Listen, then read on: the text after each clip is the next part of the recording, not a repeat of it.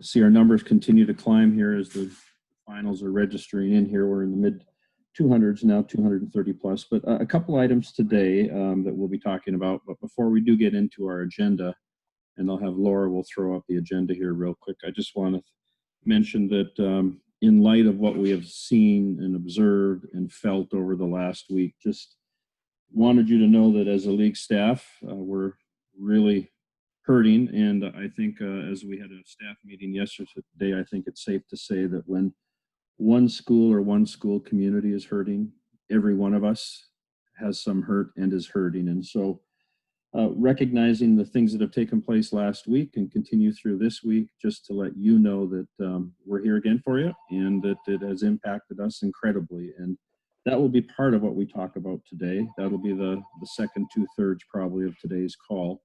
You can see here that Laura has put up our agenda. We have a brief update, but a very important update on technology. We have a brief update on the board meeting, some critical information from our board meeting of last week, some information on return to participate in some current events. I do have some updates from an eligibility perspective that will be going out in an FAQ. Just one theme right now that before I turn it over to Laura, and that is that we're getting a lot of questions on pods and what coaches can or cannot do. I have been working with the doctors that are on our sports medicine committee. And what I've heard is, here's a simple question for you. So we've got 5 football coaches working with groups of 10 kids, and they're doing station work and they're moving from station to station. Is that okay? And the answer is yes. Keep the groups of 10 together, practice the hygiene and the social distancing that is so very important. But yes, pods of 10 and working with multiple groups is fine as long as they keep those precautions. And then another one that just came in this morning, similar to this, what about the student athletes? Student athletes in a group of 10 in football in the morning, and then he's in a basketball summer session in the afternoon. Is that okay? And the answers are yes, it's okay. Again, just practice those safe social distancing and personal and group hygiene. And so that's what I'll touch on right now. We'll be viewing the chat as we go through this. And just so you know that there'll probably be less discussion today on eligibility from the chat and more on the topics that you see right here, especially the current events part where Bob and Lisa and Amy will be sharing some information with you. So that being said, I'm going to turn it over to Laura right now. Laura.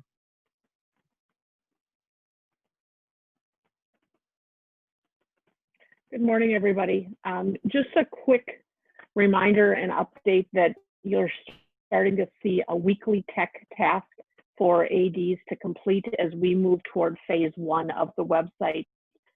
This week, it was to collect a variety of data points about your school community. Those are for you to do and save so that when the time comes to upload those, you're ready to do that. Feel free to pass those along to assistants if you have those and or others. This list is also categorized on the last one of the pages on the microsite. So if you need to check back and through those.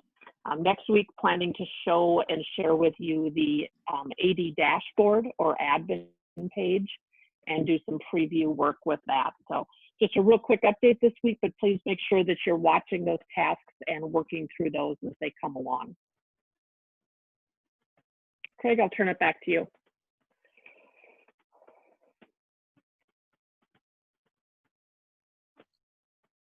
Thanks, Laura. Just trying to get a good look at the chat here. So a couple things with that is a reminder that, as Laura just mentioned, we will be having technology updates. We're getting really close to launching phase 1.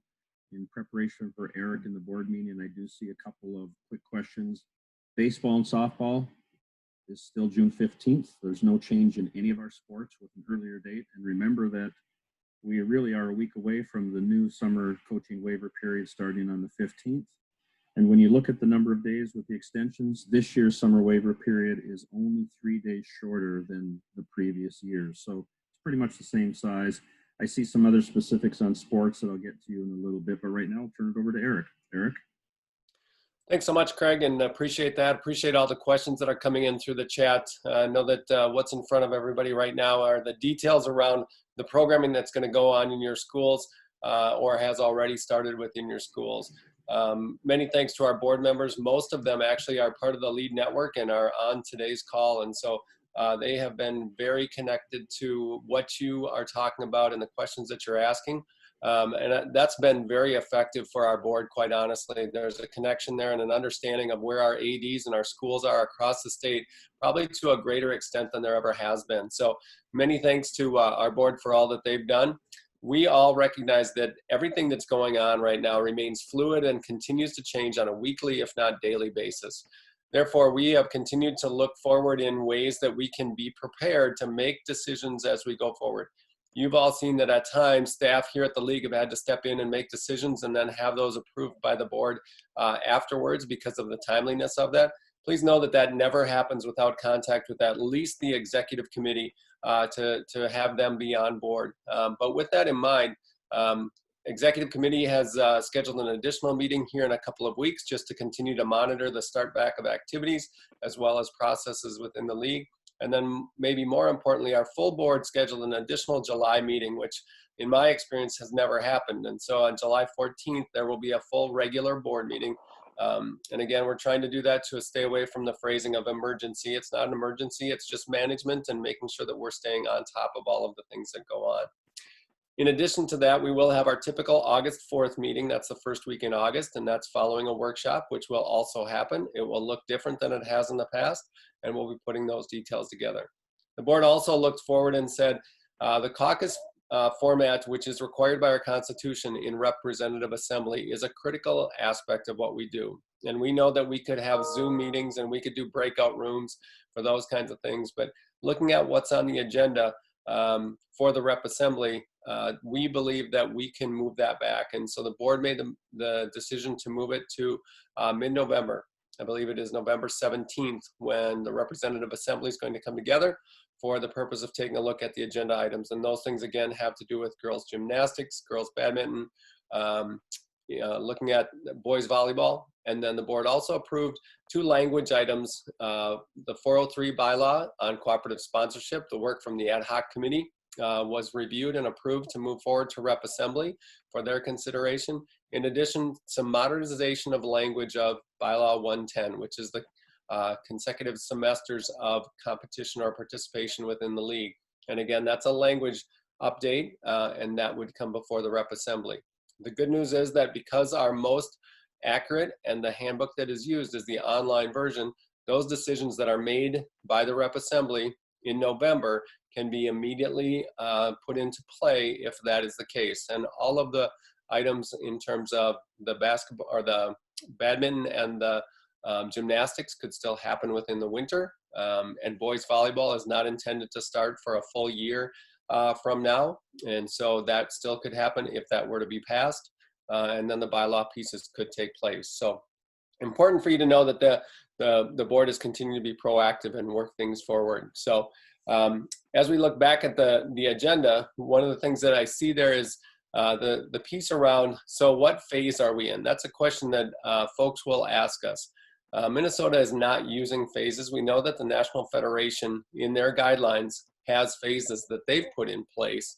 And those are guidelines only. And what we know is that every state is approaching that differently. We're seeing things happening on our borders to the west and certainly to the south that look different than what we do. And there's a lot of energy and excitement to try to get part of the participation there. But our guidelines are given by the Department of Health in concert with the executive orders of the governor. And so again, Executive Order 2063 is the key one around organized youth sports, which then leads into what the requirements are for the Department of Health. And so we're not in any particular phase, but right now where we're at is that we're working with students or young people in pods of 10. And again, that can be going on if those are not high school coaches working with students. And so some of you have that happening within your school.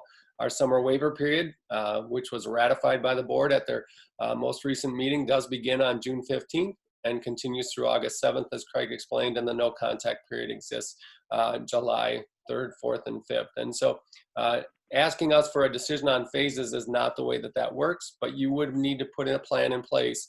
And if you're going to host these activities as well as the programming aspect of what's going to be part of each of the practices, that should be part of a plan that your district and your activities office puts together. So they do talk about lots of limits and reducing touches and all of those kinds of things. Really, really important.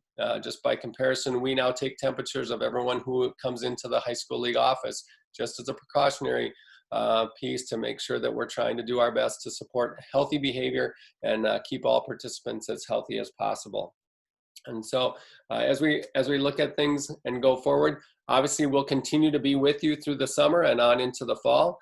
My most recent phone conversation was with the manager at the Xcel Energy Center. And so asking questions about where do we see things for the fall, and they are in the same situation as we are, waiting for more definition. We are planning to start our fall activities on August 17th to whatever extent they can start, and if it's a 0-week school, those could begin on August 10th. And so we continue to move forward, planning for that, preparing for that, and that's where our league is at this time. We know that the restrictions that will be in place are going to be in place based on what happens with the reopening that we're now in day 4 of with youth sports, as well as things that are learned from other states, as they're all doing it a little bit differently, but with a lot of common practices. So with that, I'll turn it back to you, Craig, for other comments, or if there are things in the chat that we should be touching base on. Thanks, Eric. Great information. Again, with a lot of things talked about last week at our board of directors meeting. So a couple quick ones here for you. A reminder, virtual coaching is still in place, where your coaches can provide workouts and other information for training and general information and connectivity, working with their student athletes. But again, no assessments, no evaluations. And also very extensive, lengthy FAQ went out last week, or excuse me, on Monday.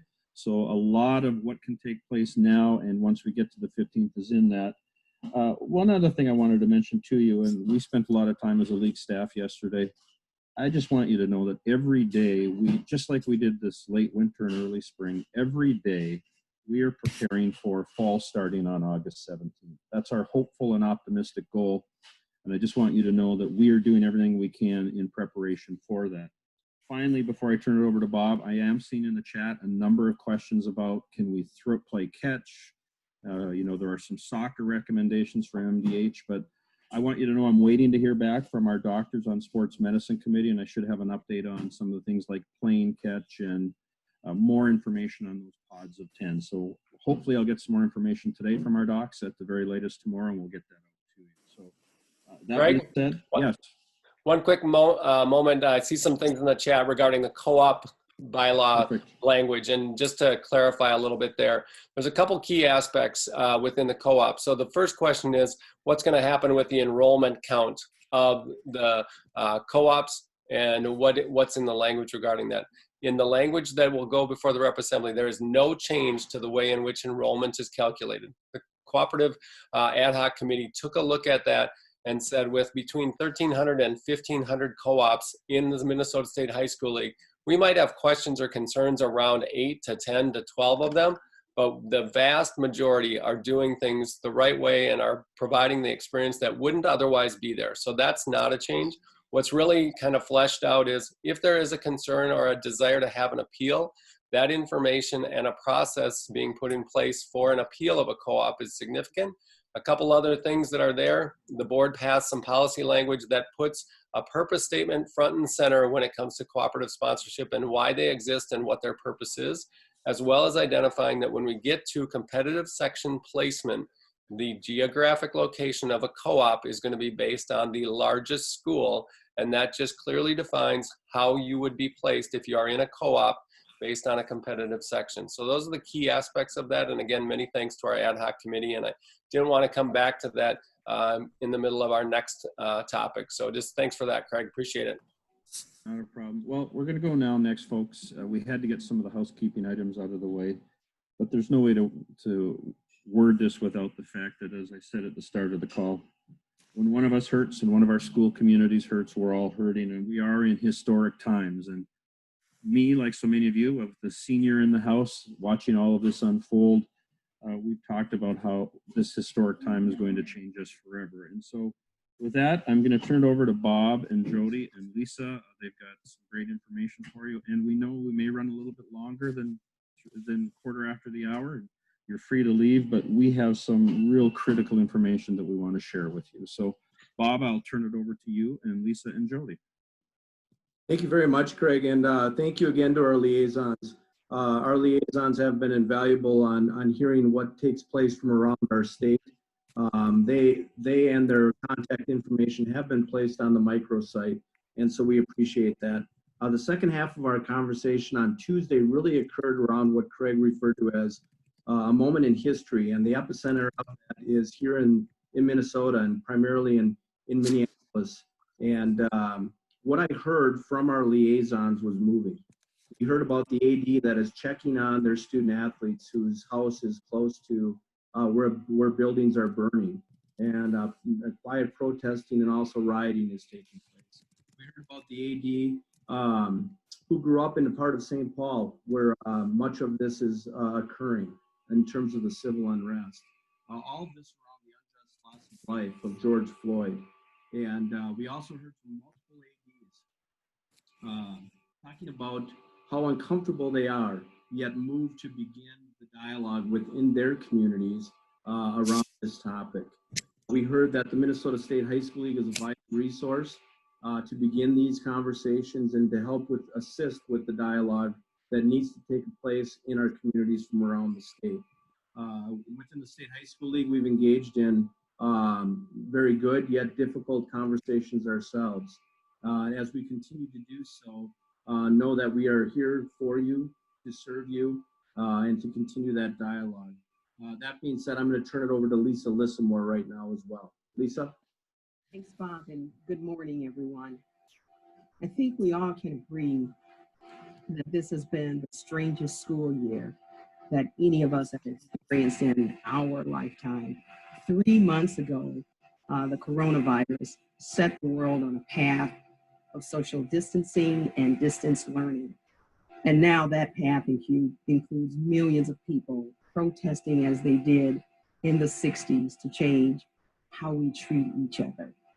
Our nation is in pain, our state is in pain, and many of our school districts and students are in pain. And that includes my 16-year-old son, who's frustrated, he's angry, he's confused, and he's questioning why so many Black people, why so many brown people are getting killed by the police. And sadly, my husband and we tell him that, son, there are some people who are afraid of you and who believe that you are up to no good. And this is the pain that our family and many other families experience daily. So in times such as these, we must all come together to face this pain with purpose. We must have the honest dialogue about race, equity, fairness, and justice, like the one we had with liaisons on Tuesday, and those that have occurred here in our league office involving our entire staff. We can't ignore the impact of this historic movement, this historic moment, and the learning opportunities that can come from it. So as Bob has indicated, we are here to help wherever we can and to listen and learn from all of your experiences. And at this time, I'll turn it over to Jody. Thank you, Lisa. And so we have an incredible opportunity to serve you, to help you serve your member schools, to help you be prepared to have conversations within your school community and certainly with your student athletes and coaches. Our students need us at this time. They need us to be connected, and they need us to be willing to be courageous, to have difficult conversations. And I know, speaking from myself with my teenage children, they're very difficult and challenging conversations to have, and I feel ill-equipped at many times to do so. And so being willing to step into that discomfort and uncertainty, I think, is the first step. And so we want to be able to, in the chat, hear from you about what you're experiencing and certainly how we can support you at this time. And in addition to that, I'm going to put into the chat now, as you know, we have a really wonderful partnership with Joe Ehrman. Joe has served in the city of Baltimore and across the country for the past 40 years, digging into and trying to assist on some of the greatest social issues that are out there. And so Joe is going to be hosting a Zoom session on Monday, June 8th at 11 o'clock.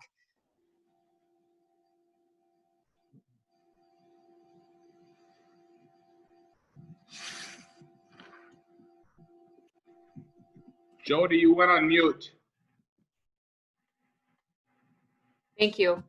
That session will equip you to find your voice on these matters, to personalize a message, and to begin to look at your own racial narrative. And so we'd invite you to register. I would do it soon if you're interested in being a part of that. And at this time, I'm going to turn it back over to our team and Eric and anyone that wants to add their voice as we finish up our meeting today. I would just say that our staff recognizes the significant impacts of all that is going on in Minnesota and across the nation, and that our high school league, as well as state associations everywhere, have an incredible opportunity. And we resonate with the fact that you as leaders within your school also have an incredible opportunity to have a voice, and even more so to give students a voice and to work with them, to teach, to educate, to help them experience it, to listen and listen intently to where they are, to what they need, and respond to that. And recognize that the discomfort that some of the ADs have shared is very present that in our high school league staff, and we talk about that openly and honestly, and we support one another in that. And what we've understood over the course of the last week and a half is the more that we dialogue about it, the more we feel adept in the conversation. Not masters or experts in any way, shape, or form, but we continue to grow in our ability to dialogue, to assist one another as we work through this, and to look forward and know that this is not just a moment in time, but this is a moving forward progression that will continue forward as we head into a school year, whatever that school year is going to look like, ripe with some level of activity and athletics. And we need to be able to embrace and educate and work with our students as we go forward. The high school league's primary focus always has been and will continue to be on the health, the well-being, and the opportunities that our students have. And we do that by working with you and for you to give you the very best that we can. And so, Bob, I turn it back to you, and thank you again for leading into this conversation. Yeah, thank you, Eric. And I would just say, and I apologize if I'm repeating somebody, but we firmly believe that the healing and solutions that can take place will happen through our student athletes and our coaches. How we support them and continue to support you is of utmost importance, and we need to be a part of that movement as well. Craig, I'll turn it over to you. Anything else we're seeing here? I would like to talk about further resources too, Craig, if we could. I think we will plan further opportunities to have conversations around this. Look for us to get that information out to you, most likely coming from Susie or Laura, and some of our documents that are emailed out. So, Craig, other than that, I'll turn it back. Thanks, Bob. Jody, a couple of questions in there about access for coaches to the Zoom as well. I'm guessing it's open to everyone, but if you just elaborate on that, please. Sure. The Zoom is available to any school leader, athletic administrator, or coach who would like to attend and be supported in this discussion. Perfect. Lisa, and Bob, anything more on that topic before we move into a different area? No, Craig, not from me. Thank you very much. I think, Lisa, seeing the comments in the chat, and as we've talked over the last many days as a staff, a team at the league, your words were powerful.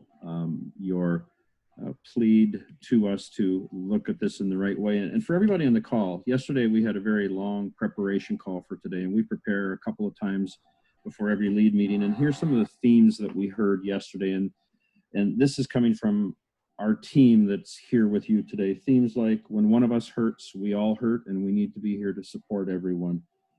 This isn't about right or wrong right now. It's about what can we do in the best way we can to help each other. And we are a community that is revolving around athletics and activities. We need one another more so than ever. We need the support of each other.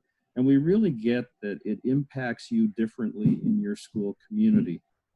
But we still know that it impacts all of us. And we're here to support coaches and kids and programs. And so we've mentioned this many times, this is a historic moment to teach.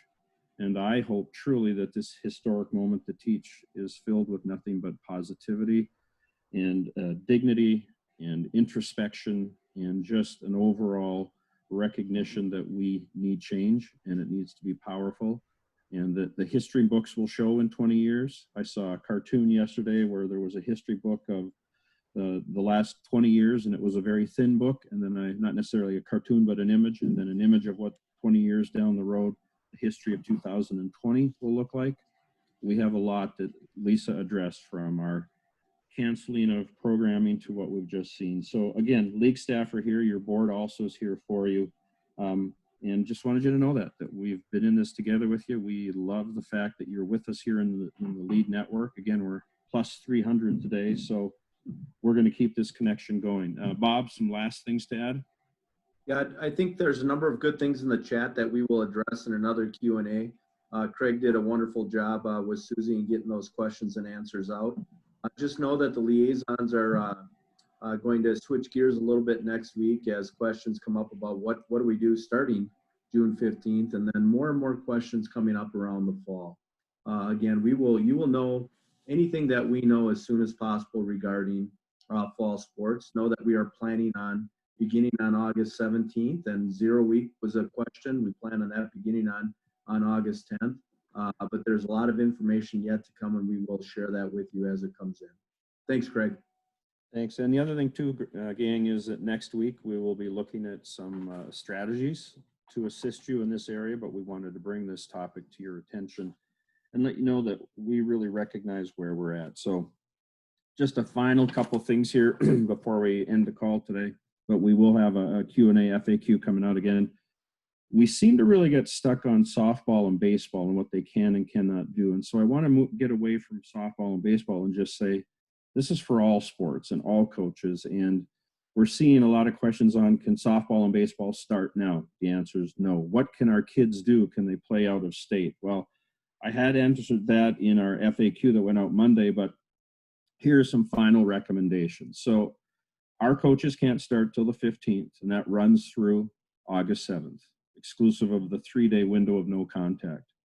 Kids right now have different items that they can. Our student athletes can get together. Private organizations are doing that, but from a league perspective, it's the 15th. So the question about leaving the state, our standard answer from the league is that the governor and other state agencies have presented guidelines that should be adhered to. Now, you're not going to see a security staff at the borders wondering if that's a team going across to play in North Dakota or Wisconsin, but your recommendations should mirror those that come from the governor's declarations, Department of Health, and CDC. And so as Minnesota residents, those are some guidelines that our student athletes need to follow. Tied into that is, in some states, if you come from another state, you have to go into quarantine. And so just a reminder that all of the things we're doing is with the best information from sports medicine, from CDC, MDH, the governor's declarations. And we provided all of that in the link to the microsite. And I was just on it again this morning, looking at some of those documents. So we'll have more coming to you from CDC and MDH. So Eric, any final thoughts? Jody? Yeah. Actually, Craig, let me jump in just for a second. And Eric, maybe you could answer this question. Where would school communities find information, official verbiage for bylaw 403 and 110, those changes that are being considered? Thanks, Jody. Yeah, those are going to be on our main website. Right now, the proposed rule changes are there, and we have the draft of what's going in there. So expect that by potentially the end of today, those updated bylaw statements will be in the proposed rule changes, which is on that middle bar to the far right side, and you should find those. All right, Bob, any final comments? No, I'm good. Thank you. Lisa, anything else to add before we end the call today? Thank you, Craig. Just appreciate the opportunity to share. You were awesome today, and it was very, very well presented. Our hearts are with you and your family, and the extended families at all of our schools are to us. So we'll get an FAQ out to you folks. Again, I see in the chat that we've put the link again to this week's FAQ. We see some positive comments on the microsite. We're going to keep putting information there. And if you need anything, again, we are that phone call, email, or text away. So thanks to all of you today for joining, and we'll get that FAQ out to you in a couple of days. Thanks so much.